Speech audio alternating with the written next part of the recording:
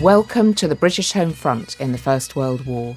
This series was recorded at the University of St Andrews in June 2018 to accompany a conference marking the contribution by the peoples of the British Isles to the national war effort. In this set of podcasts, we look at munitions and clothing production, railways and shipbuilding, and shipping and overseas trade. We hear now from Professor HUGH MURPHY about shipbuilding during the war. My name is Professor HUGH MURPHY. I'm affiliated to the University of Glasgow. I'm visiting reader on maritime history at the National Maritime Museum, Royal Museums Greenwich. I'm also the series editor of the Research in Maritime History series at the University of Liverpool. I'm going to look at the impact of the First World War in the private British shipbuilding and ship repair industries with emphasis on Clydeside. In 1913, there was a record launching of almost 2 million gross tonnes for the industry, and on the Clyde, which was the world's premier shipbuilding river, nearly 750,000 tonnes were launched by 29 firms. The private British shipbuilding and ship repair industries were the world's largest, as was marine engine building. Britain also had the largest navy, the largest mercantile marine, which was 4 times the size of Germany. At the outbreak of war, the sheer size and scope of our maritime industries meant that we could ride out most eventualities in a war of indeterminate duration. On the outbreak of war, the Admiralty took control of direction of shipbuilding, but not day-to-day control. Shipbuilders were left very much to do as they had done before, as were the ship repair firms. There was no real organisation, but throughout the war, the emphasis was on war shipbuilding. In the first weeks of the war, a great deal of shipbuilding workers joined up. At Beardmore, maybe 500 before September 1914. At D&W Henderson, which was a very small yard, over 350 men joined up, 16 of them in staff positions.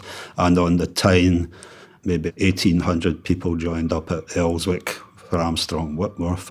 Beardmore's men eventually were about 1,560, of which 181 were killed. So that had an effect on the labour situation right at the beginning of the war.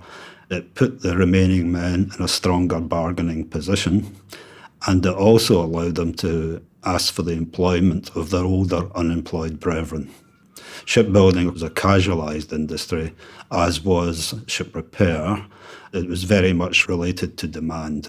Workers were quite used to working for short periods of time, being laid off, and if they were in a concentrated district such as the Clyde, they would maybe move to another yard. The work process was organised in squads, especially for the metal joining, which was riveting. There was 4 or 5 man riveting squad, and they'd go around most of the yards at different times of the year, depending on what the order book was like. You could hear them before you seen them, the infernal clanging of metal against metal. Most of them were stone deaf as a result. There was no compensation there for industrial deafness. Most of them smoked. They had biceps like Popeye. They were paid by a system of every 100 rivets they deposited, they were paid a certain amount of piecework rate. A rivet counter would come around with a boy who would paint red lead paint on the rivets to show that they'd actually did them, and so that they couldn't claim that they were more rivets than they actually did. Riveting squads and platers are the most important squads in the hull trade. Platers were probably at the apex of the production process, but riveters actually put the ship together. Plating was also a very skilled occupation because one had to bend and roll plates to particular angles to fit the ship, and everything would be riveted. You would start with the keel and move up through the strakes and through the sides of the ship. After riveting, it would then be caulked. Caulkers was a distinct trade too. Caulking makes the ship watertight, and they all belonged to the Boilermaker Society. Well, labour shortage was not really a problem until conscription occurs in 1916. After that, it becomes more problematic, and women enter the industry under schemes of dilution, which basically meant they were allowed to do some tasks in the shipyards, but not a great deal. Nationally, 3% of the shipbuilding workforce were female, and 6% of the marine engineering industry were women by the end of 1918. That's exactly the same percentages as in the Second World War too. Women did work in riveting squads, but as heaters and catchers. You heat the rivet in a charcoal fire. You then take it out with tongs when it's white hot. You give it to the catcher, and the catcher throws it up. It's then caught again, normally in someone's bonnet, by the way. In the inside of the hull, there's a guy called the holder-on, and the riveters at the other side of the hull. That's the old way of doing it. But by 1916, pneumatic riveting guns were widely used and much more efficient. Women also worked on the marine engineering side as turners, fitters on machines like centre-lathe turning. Before women became heaters, it was always done by young boys, and the catcher was usually a young boy too. The riveter was a male, as was the holder-on. They were very, very strong men because you had to be in the old days. Even to hold a riveting gun for 12 hours a day took a great deal of strength. The problem with the shipyard workers who enlisted in September 1914 was by 1916, most of the shipyards were wanting them back because the amount of tonnage we're losing to the U-boat. It then becomes imperative by 1917, in the second unrestricted U-boat campaign from February to September 1917, that we build more cargo ships, especially because the rate of sinkings is increasing exponentially. Some men were sent back to the yards, riveters especially, because riveters were in short supply.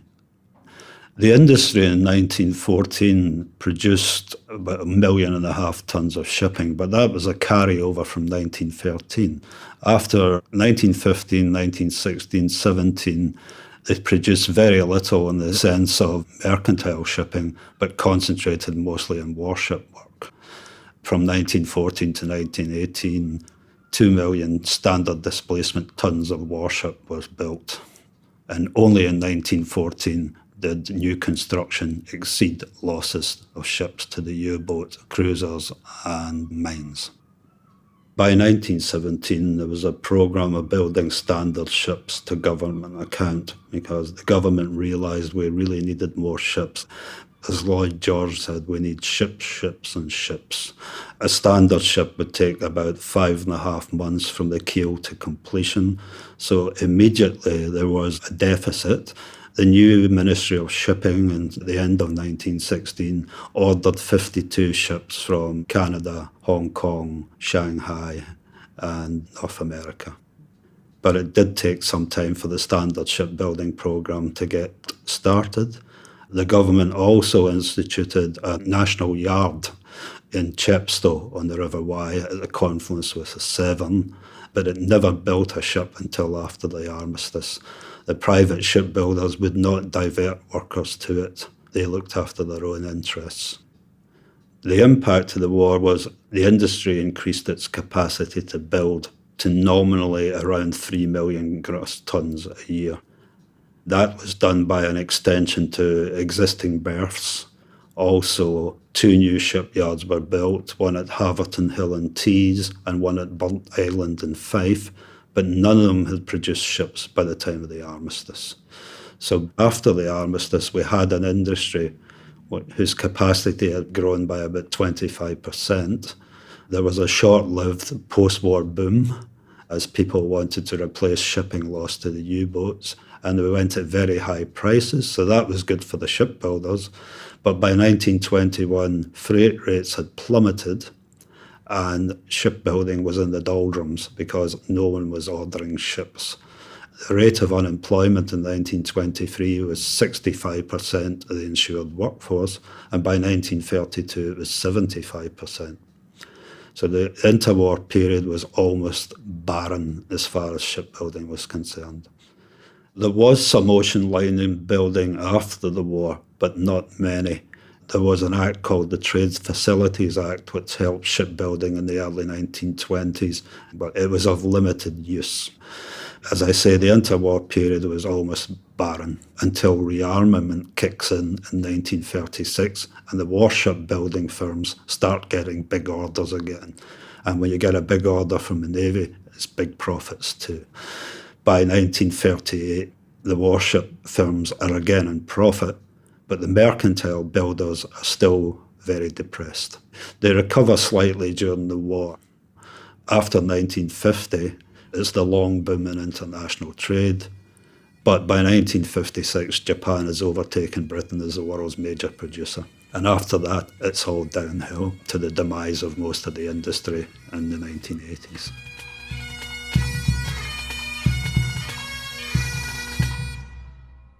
That was Professor Hugh Murphy on shipbuilding during the war.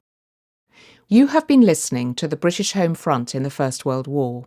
The podcast series was made possible thanks to the generosity of John Cawthorn and the 1926 Foundation. The conference was supported by the Department for Digital, Culture, Media and Sport and the Scottish Government. It was a ChromeRadio production for the University of St Andrews, with music by the pipes and drums of the Royal Scots Dragoon Guards. The producer was Catriona Oliphant, with sound design by Chris Sharp. The series editor was Professor Sir Hugh Strachan. In our next podcast, we hear from Dr. Martin Wilcox about shipping and overseas trade.